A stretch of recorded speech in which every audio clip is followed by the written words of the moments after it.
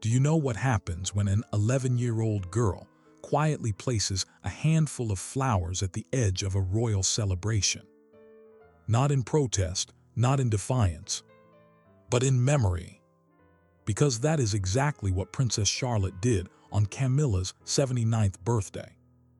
And the moment she stepped forward with pale blue forget-me-nots in her hands, she did something that no adult in that family has ever managed to do. She honored two women at once, without asking anyone to choose.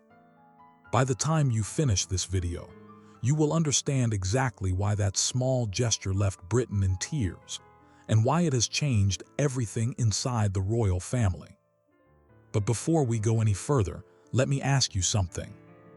If you had to choose between honoring a beloved memory and celebrating a living presence, could you do both? Drop your thoughts in the comments, because this question has divided the royal family for decades. And hit subscribe to Royal Talks TV, because we bring you the stories the palace doesn't want you to hear.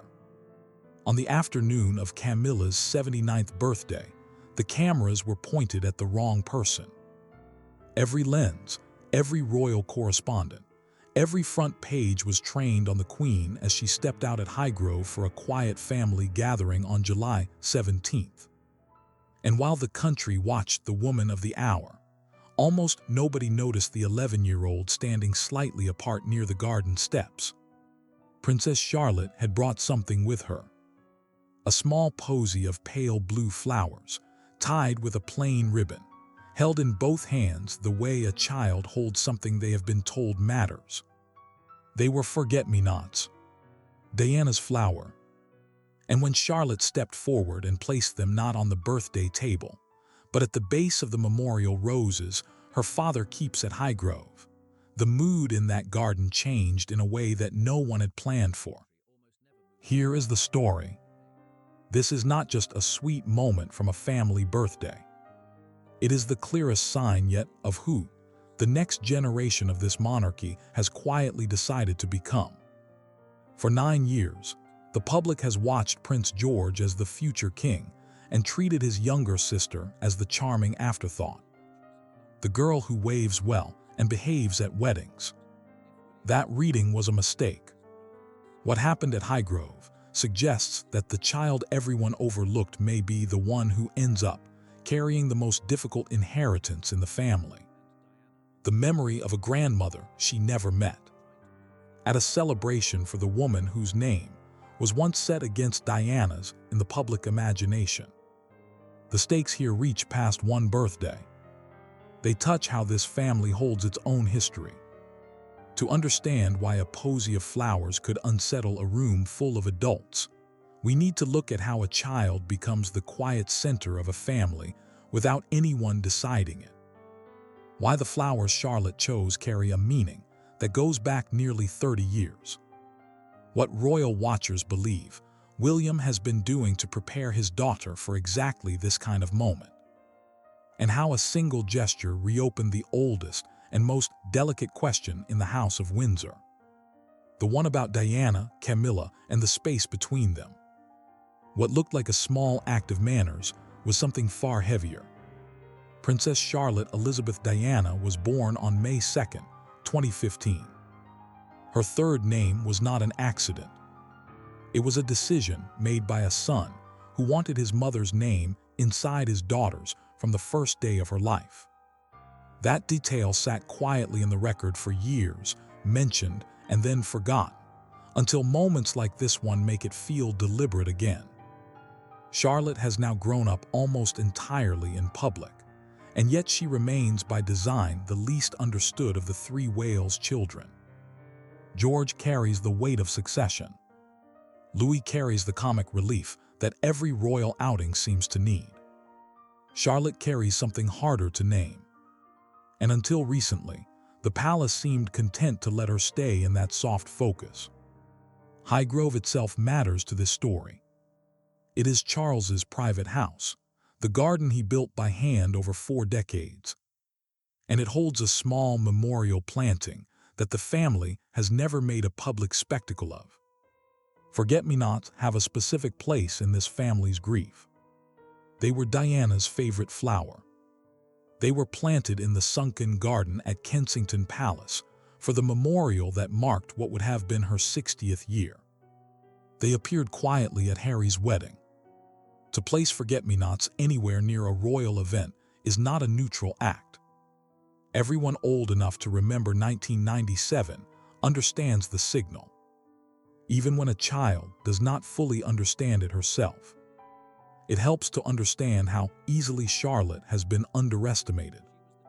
In the years since her first public appearances, the press coverage devoted to her has followed a narrow script. Her outfits, her manners, the occasional viral clip of her managing her younger brother at a public event. Between 2015 and today, she has appeared at coronations, jubilees, and state funerals. And yet the commentary almost never moved past how well she behaved. She was the child who curtsied correctly, waved on cue, and disappeared again into the background of the frame. That is precisely the kind of figure this family has learned to look through. The polished, beautiful ones rarely get studied closely, because nothing about them seems to demand it. And that is often exactly where the most is happening. What the public did not see was the private work behind that composure. Those who follow the family closely believe William has been unusually deliberate about how his children come to know their grandmother. He does not, by most accounts, turn Diana into a distant legend. He keeps her ordinary and present. Her favorite songs, her sense of humor, the flowers she loved, folded into everyday life rather than reserved for anniversaries. Royal watchers have long noted that of the three children, Charlotte is said to resemble Diana most. Not in appearance alone, but in temperament, in the way she reads a room. If William has been quietly teaching his daughter that grief can be carried lightly and warmly rather than solemnly, then Highgrove was less a surprise than a first public glimpse of a lesson that had been years in the making. And then there is Camilla. For the better part of 2 decades, the British press told a single story about these two women. One in which Camilla stood on one side and Diana on the other. And the public was invited to choose. Camilla has spent years patiently, and largely without complaint, trying to move the monarchy past that story. Royal biographer Ingrid Seward has written that Camilla long ago made peace with the fact that she would always be measured against a memory. That is the delicate ground on which an 11-year-old set down a handful of blue flowers. The first thing royal watchers noticed was that the gesture did not appear to be staged. According to reporting in Hello magazine, the family's plans for the day had been kept deliberately small. A private lunch rather than a public appearance, which meant there were no official photographers positioned to capture a set piece. The images that reached the public came from a single long lens beyond the garden wall. Whatever Charlotte did, she was not doing it for a camera she could see. That detail is what gave the moment its weight. It read as sincere because, as far as the child knew, no one important was watching. But the flowers were not the only thing people noticed. Sources close to the household told the Daily Mail that Charlotte had asked to bring them herself, and that the choice of forget-me-nots had come from the girl, not from an adult managing the day.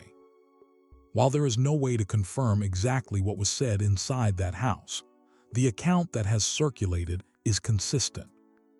That an 11-year-old connected her grandmother's name, which she carries, to her grandmother's flower, which she had somehow learned to recognize, and decided on her own that a birthday was a fitting day to honor both women at once. Not the calculation of a strategist. The instinct of a child who has been paying closer attention than anyone realized. The most striking part came last.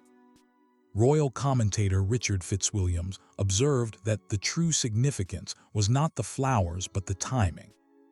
That Charlotte had chosen to honor Diana at Camilla's celebration, and had done so in a way that caused no offense, only feeling. a palace insider quoted by OK, described Camilla's reaction as gracious and visibly moved, saying the queen understood at once what the child was doing and did not flinch from it. If that account holds, then a girl the public had filed away as decorative had just done something no adult in that family has ever managed cleanly in public. To hold Diana and Camilla in the same frame without asking anyone to choose. To feel why this landed the way it did, picture the two people standing closest to it. On one side, a woman turning 79 who has spent most of her adult life being told she is the reason a beloved princess was unhappy, and who has answered that accusation not with defense, but with decades of quiet duty. On the other, a child of 11 who never met Diana, who knows her only through a name, a few photographs, and the careful way the adults around her lower their voices when they speak of her. Between them, a handful of flowers. There is real tenderness in what Camilla has carried, and it deserves to be named before anything else is said. She did not have to welcome a gesture that pointed, however gently, at the very comparison she has spent years trying to lay to rest. She could have looked past it. Instead, by every account that has reached the press, she met the child where the child was. Sources say William, watching from a few feet away, understood immediately what his daughter had done, and let it stand rather than smoothing it over. He did not step in to redirect the moment toward Camilla. He let Diana's name sit in the garden, on his mother's flower, in his daughter's hands, on the birthday of the woman who came after. That is the quiet drama of it.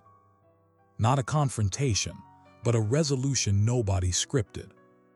The person who finally stood in the impossible space between Diana and Camilla and made it look almost simple was the one the family had spent 11 years teaching everyone to overlook.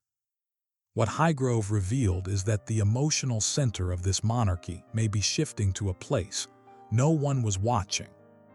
Charlotte is still a schoolgirl, years away from any formal role. And it would be unfair to load a single afternoon with more meaning than a child should have to carry. But the instinct she showed, to honor two women at once rather than choose between them, is precisely the instinct this family has struggled to model for a generation. It suggests that the reconciliation the adults could never quite complete in public may be finished one day by the children who inherited the wound without inheriting the grievance. A grandmother's name, a grandmother's flower, and a birthday that will now be remembered for something no one came to see. So now you know the full truth behind that quiet moment at Highgrove. You know what Charlotte did, you know why it mattered. But what happens next involves someone we haven't even talked about yet. And that story might be even more surprising. If you've made it this far, hit that subscribe button and turn on the bell for Royal Talks TV. Because stories like this don't stay buried for long. Drop your thoughts in the comments below. Should Charlotte's gesture be seen as a tribute to Diana or a quiet challenge to Camilla? Subscribe so you don't miss what comes next.